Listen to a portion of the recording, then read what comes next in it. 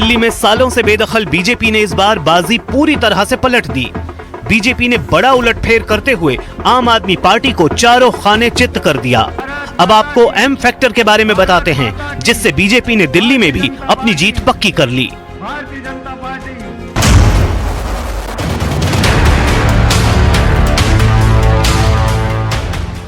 जीत के इस M factor का पहला फैक्टर है महिला वोटर। महिला समृद्धि योजना ने दिल्ली विधानसभा चुनाव में रंग दिखा दिया। इस बार दिल्ली में महिला मतदाताओं ने रिकॉर्ड तोड़ मतदान किया।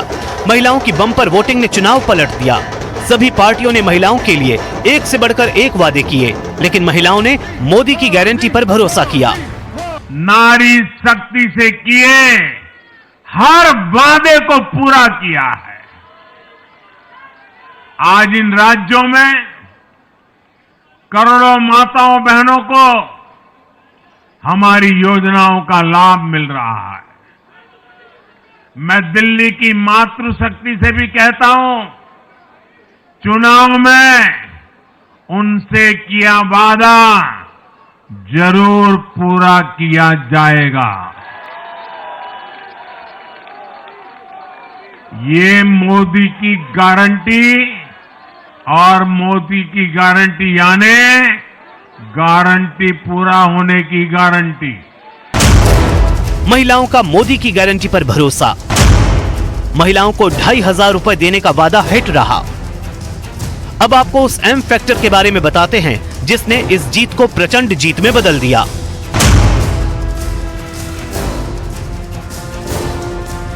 चुनाव से ठीक पहले बीजेपी ने मिडिल क्लास पर जमकर दांव खेला और पार्टी की ओर से किए गए वादों से वो गदगद नजर आए।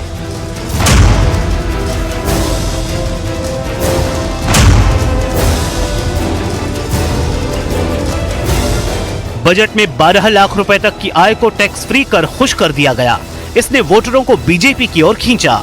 8वें वेतन आयोग के ऐलान को दिल्ली चुनाव में मास्टर स्ट्रोक के तौर पर देखा गया और हुआ भी ऐसा ही। सरकार के इस फैसले से सरकारी कर्मचारी भी गदगद दिखे, क्योंकि उनके वेतन में करीब 1.5 गुने की बढ़ोतरी हो सकती है। पिछले विधानसभा चुनाव में सरकारी कर्मचारियों के प्रभाव वाली विधानसभाओं में भी बीजेपी पिछड़ गई थी, लेकिन माना जा रहा है कि इस बार इन लोगों ने सत्ता परिवर्तन को सुनिश्चित किया।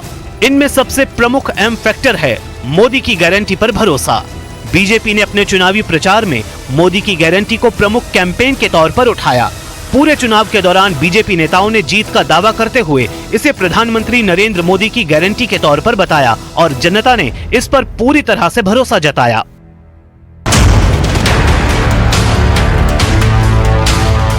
दिल्ली में करीब 13% मुस्लिम वोटर हैं। दिल्ली के 70 निर्वाचन क्षेत्रों में 7 सीटें ऐसी हैं जहां मुस्लिम वोटर निर्णायक भूमिका में हैं। ये सीटें मटिया महल, बाबरपुर, सीलमपुर, ओखला, मुस्तफाबाद, चांदनी चौक और बल्ली मारान हैं। AIMIM के उम्मीदवारों ने आम आदमी पार्टी को कहीं न कहीं नुकसान तो पहुंचाया है। मुस्तफाबाद सीट बीजेपी जीतने में कामयाब रही है।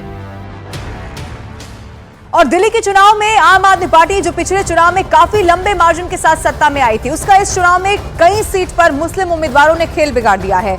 कहीं सत्ता खोते खाते बची, आपको बताते हैं मटिया महल, इसके अलावा बाबरपुर, सीलमपुर सीट रही, ओखला, मुस्तफाबाद, चांदनी चौक, बल्ली मरान, यानी कि आपको 7 में से 6 तो बीजेपी एक सीट अपनी तरफ यहां पर कैसे खींच कर ले गई, ये देखा जा सकता है।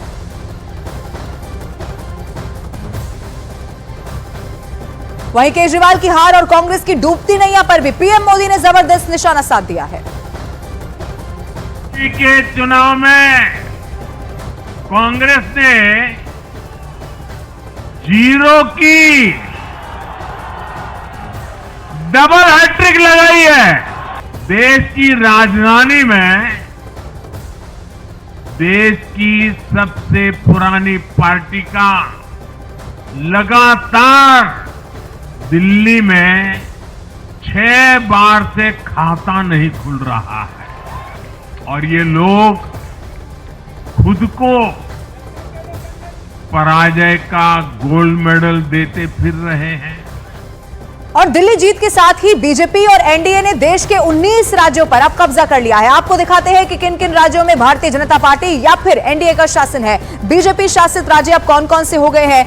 देखिए दिल्ली, एक बड़ी जीत यहां पर दर्ज हो चुकी है। हरियाणा, उत्तराखंड, उत्तर प्रदेश, राजस्थान, मध्य प्रदेश, छत्तीसगढ़, गुजरात, ओडिशा, गोवा, असम, इसके अलावा त्रिपुरा, मणिपुर, अरुणाचल प्रदेश, एनडीए शासित राज्य कौन से है ये भी जानिए। महाराष्ट्र यानी कि गठबंधन की जहां पर सरकार है और बीजेपी उसका हिस्सा है। इसके अलावा बिहार, आंध्र प्रदेश, मेघालय, नागालैंड और अब इसमें दिल्ली भी शामिल हो चुका है। दिल्ली बड़ा दूर हो गया था सत्ता से कहीं ना कहीं, लेकिन कल की जो बम्पर जीत मिली उसके बाद दिल्ली की राह आसान हो चुकी है। इनफैक्ट बम्पर जीत के साथ 27 साल के बाद सत्ता में वापसी कर चुकी है भारतीय जनता पार्टी।